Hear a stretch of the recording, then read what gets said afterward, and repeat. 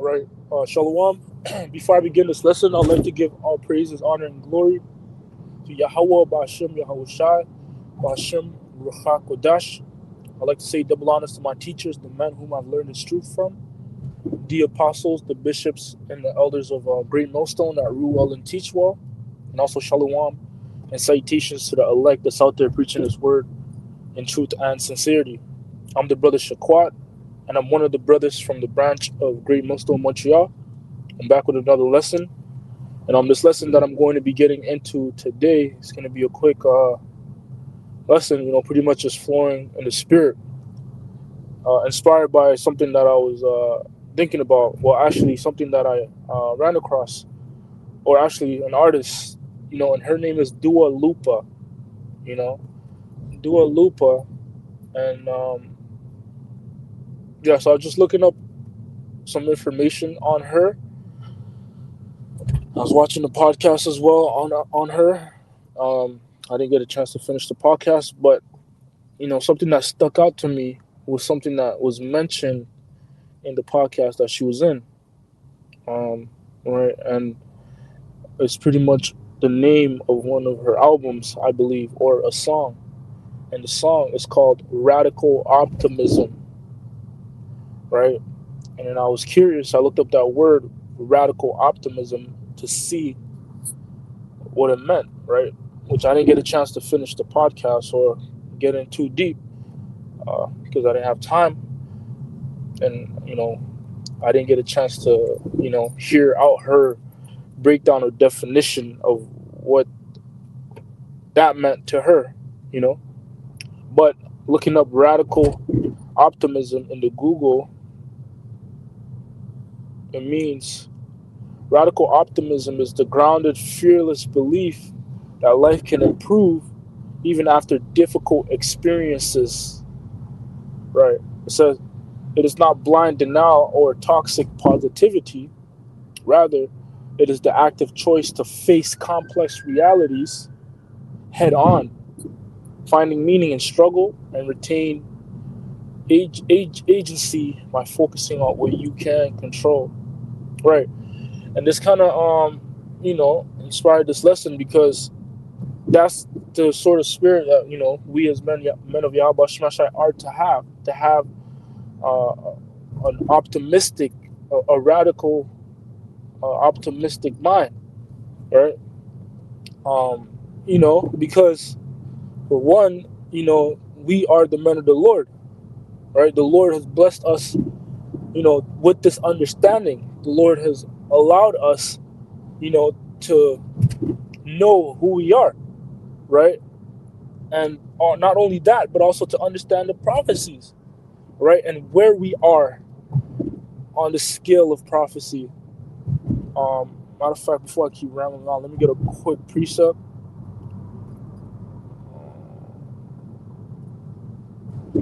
Because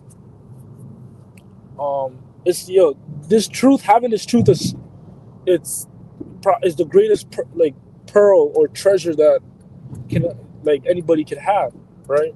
It's just like the best thing. I speak for myself, but it's the best thing that's ever happened, right? It's the best thing that ever happened for myself, right? Because it brings a comfort where it's like, you know what's going on, you know what to do, right? What to do, and you know who you're serving, and just understanding, right? Just having the understanding. Matter of fact, let me get this first,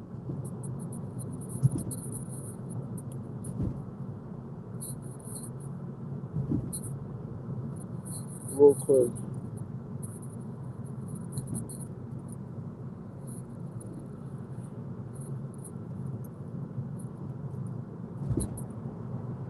Yeah, John 14 and verse 16. I will pray the Father, and He shall give you another Comforter, that He may abide with you forever, even the Spirit of truth, whom the world cannot receive, because it seeth Him not, neither knoweth Him, but ye know Him, for He dwelleth with you and shall be in you. I will not leave you comfortless. I will come to you. Right. So what is that comforter? It's the spirit of truth, right? And the spirit of truth, what brings understanding? It's the Holy Spirit, man. It's what allows you to be able to understand the words of Yahweh Ba'ashem Yahweh Shai, and to even see, you know, the Lord's works, to have the spiritual eyes to see that the Lord is working on the earth, right? And also in your personal life, man. That's what the Holy Spirit does. It puts you in the spirit to see things clearly, right? Um, it reminds me also of King David speaking about making their table a snare, making them blind, man. The other Israelites that are the undesirables, right? So you do have people that are actually blinded from understanding and blinded from seeing particular things, right? Which also a very famous example that a lot of brothers bring out is the Matrix, right? It's This truth is literally like being unplugged from the Matrix. It's exactly the same thing, right? And you need a spiritual eye to see that, right? Because what happened? Neo was unplugged from the Matrix, and he could see the world for what it truly was, right? And not just uh, what he was programmed to see it as, right? Because that's what Esau did. That's the sorcery and the witchcraft of Esau Edom, right? He has so much influence over the people's minds that he can alter their perception of what reality is, and he makes it what uh, he wants them to see, man. But guess what? Through the spirit and power of Yahweh Shema Shai, not everybody is caught up in that. Not every Israelite. There's an elect that the Lord left behind, or the remnant that the Lord uh, unplugged from the sorcery of Esau Edom, man. Um, Matter of fact, let me get some real quick.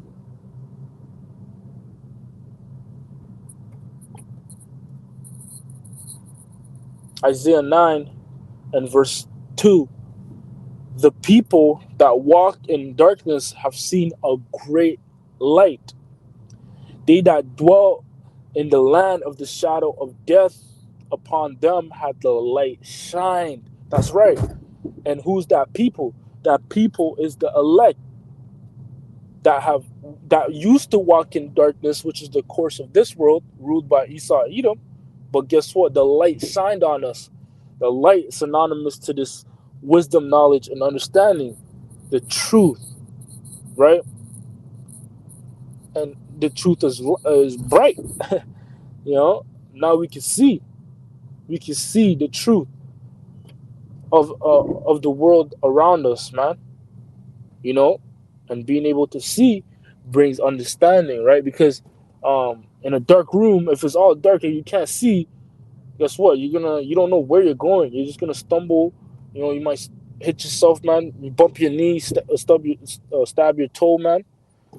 You might hit something, fall over, and you can't see, man. You might try to get up, and you still can't see. But guess what? If you have light, you know how to maneuver. You know how to move around in that room because you can see everything is clear to you. You can see what to avoid, you know, and what not to walk into. And that's what the Lord has given us in this dark place, in the land of the shadow of death, which is America. But America has spread forth that philosophy all over the world, man. You know? So that's what the Lord has given us. And that's a luxury, right? That's why scriptures speak about wisdom not being able to be comparable to anything, no matter what. Nothing can value or measure up to wisdom, right? And that's why King Solomon desired it above anything else, because he knew his value was in you could it was oh man, you know you can't value it, man, with or measure it up to something else. All right, so yeah, that's where we stand, and knowing that, you know we are to be optimistic. And I know, and I know It's hard in this kingdom too, right? Because um, hey man, this kingdom is wicked, right? And the men of the Lord being in His truth, knowing particular things too, right? And knowing how things are supposed to operate, and they're not operating the way that they're supposed to operate. That brings a sense of grief, man, a sense of frustration, right? For example, homosexuality. You see that, this is completely wrong. It's not right, but this is all around you, man. And there's really you don't have power to do anything about it, and it's frustrating, right? And that's why we're in the same state as Lot as well, because Lot was vexed with the filthy conversation of the wicked, right? But that brings a form of sorrow. But guess what? We could be optimistic because um, the Lord, this is not going to go on forever, right? It's not going to go on forever. The Lord has a plan. The Lord is not going to leave us here forever, man. Because the Lord's going to do something about it. It's not like this is going to go on forever, man. The Lord's going to do something about it. And that's where we put our hope and trust in Yahweh Bashim Shai. Because judgment is up to the Lord, and we're on the Lord's timing. The Lord's not on our timing. We're on His timing. You know, but the Lord promised that He was going to do something about it. The Lord promised that Yahweh Shai is going to return and bring judgment to the earth, man. The Yahweh Shai is going to return and set the world in order, right? So yeah, sometimes you might get in that spirit where it's like, you're frustrated and you're down, right? But it's good to stay optimistic, and that's why it's important being around brothers as well, right? Because if you're feeling that way, or if you're feeling down in the spirit, guess what? A brother could pretty much rekindle that fire, and this could be something as simple as words of encouragement or a precept. A brother might bring out, or a point you might hear a brother say, and it ignites a light in you, man. That's why it's important. That's why in Sirach it speaks about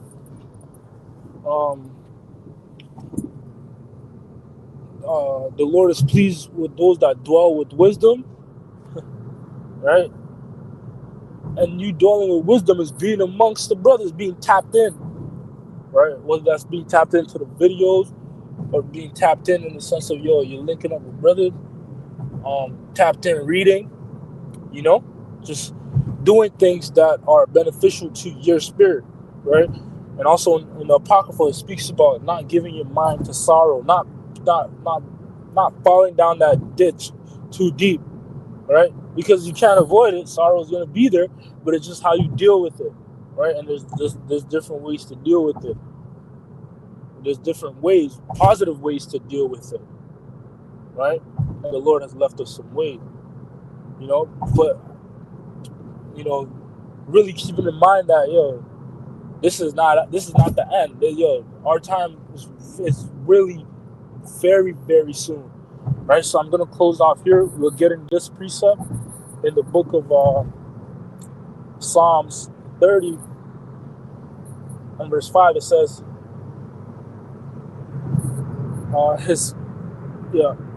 for His anger endureth but a moment, right? And that's the Lord's anger, man, right?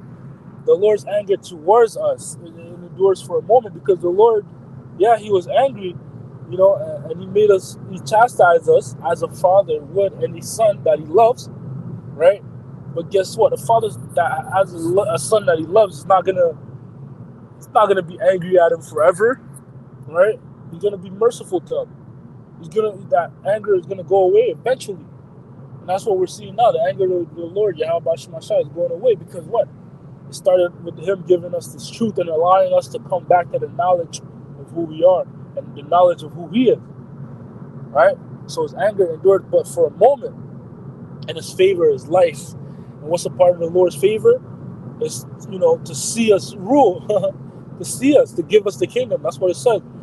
It is your Father's good pleasure to give you the kingdom, man. So the Lord, He wants to give us. He wants to see His sons doing well, man, living. So that's something we keep in mind. It says, weeping may endure for a night, and that's what we were right now. A time and place for everything under the sun. And right now we're weeping, we're in a state of sorrow. But guess what? That's only going to endure for a little time. Right? It says, but joy cometh in the morning. Joy comes when Yahushua is coming. That's why Yahushua is known as the bright and morning star. Right? So that's why, we're to hope. We used to be excited about Yahushua's return. Because with Yahushua returning, that's going to be joy for the elect, man. Right? So with that, for the hopeful elect, right? So with that, I hope this lesson was edifying to the elect us out there. In closing, I'd like to give all praises, honor, and glory to Yahweh, Ba'ashem Yahushai, Ba'ashem Ruach HaKodesh. Once again, double honors to my teachers, the apostles, the bishops, and the elders of Great Millstone. As always, shalom and citations to the elect.